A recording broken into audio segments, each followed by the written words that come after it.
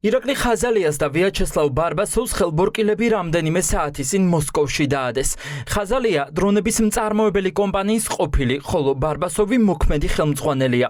მათ ახლა მასშტაბურ თაღლითობაში ადანაშაულებენ.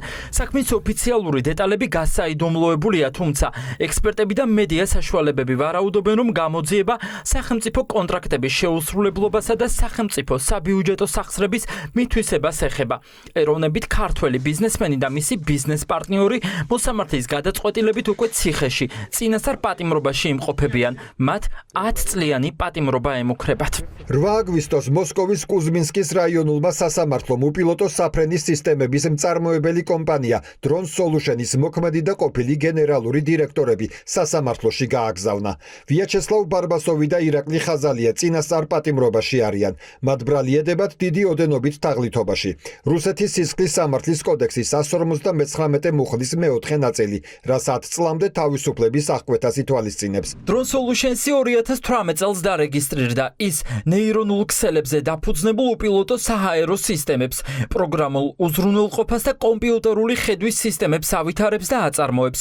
კომპანიის ვებსაიტზე მითითებულია, რომ მის დრონებს პრაქტიკულად ნებისმიერ კლიმატურ პირობებში შეუძლიათ მოქმედება, რაც მათ განსაკუთრებით ეფექტურს ხდის ნავთობისა და გაზის ინფრასტრუქტურის საჰაერო მონიტორინგისთვის, ხანძარსაწინააღმდეგო მეთვალყურეობისთვის და პერიმეტრის უსაფრთხოებისთვის.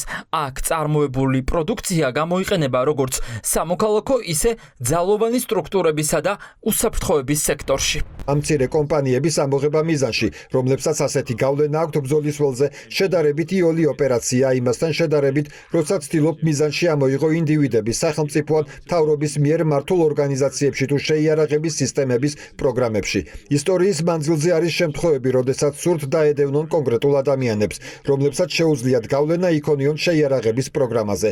ასე რომ ისინი აშკარად იღებენ მიზანში ლიდერებს ან ინჟინრებს, რომლებიც ძალიან კარგები არიან ინოვაციებში ან იმის უნარში, რომ სწრაფად აწარმოონ მასშტაბურად. 2025 წლის ივნისიდან კომპანიას ბარბასოვი მართავს, რომელიც ასევე აქციების 40%-ის მფლობელია. დამფუძნებლებს შორის ასევე არის ეროვნული ტექნოლოგიური ინიციატივის პროექტების მხარდაჭერის ფონდი. აქციების პაკეტს ფლობს ირაკლი ხაზალიაც, მაგრამ მათ შესახებ ღია წყაროებში ბევრი ინფორმაცია არ არის ხელმისაწვდომი. ჯერ კიდევ გაზაფხულზე კომპანიის აწყობილი დრონი აისტი წარუდგინეს ვლადიმირ პუტინს. როგორც ადრე ვიაჩესლავ ბარბასოვი ამტკიცებდა, აპარატს შეუძლია 1500 კილომეტრამდე მანძილის დაძლევა. სტარტაპმა მიიღო დაახლოებით 300 მილიონი რუბლი მოსკოვის ვენჩერული ფონდისგან, კერძო ინვესტორისგან და ვლადიმირ პოტანინის ფონდისგან.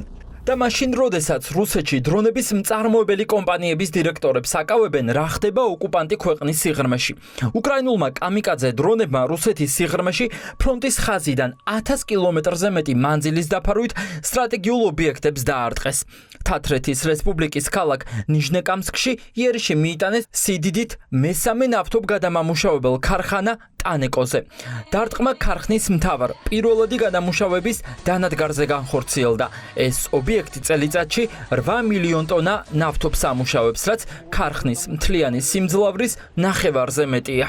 მეგობრებო, დღეს ღამით ოპიშნიას თემში ყველა ავტოგასამართი სადგური გაგვინადგურეს. აღარაფერი დაგვრჩა, აღდგენას არ ექვემდებარება. შახედებით მიწასთან გაასწორეს. დაზიანდა 4 საცხოვრებელი სახლი. მადლობა ღმერთს, მსხვერპლი არ არის.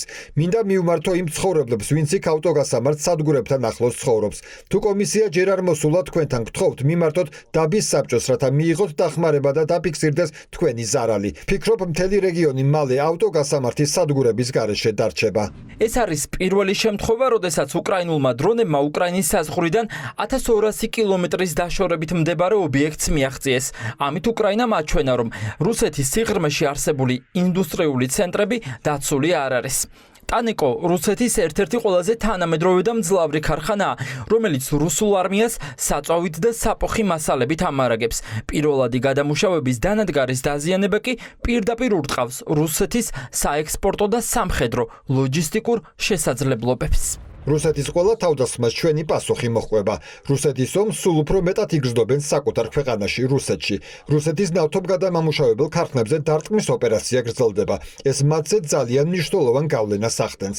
ასევე განხორციელდა დარტყმები რუსეთის საჰაერო თავდაცვის სისტემებისა და რადარის სადგურების წინააღმდეგ. თათრეთში ახლა გლოვაა გამოცხადებული, რადგან ოფიციალური ინფორმაციით მასშტაბური აფეთქებების გამო ქალაქ ნიჟნეკამსკში დაიღუპა 13 და დაშავდა 39 ადამიანი.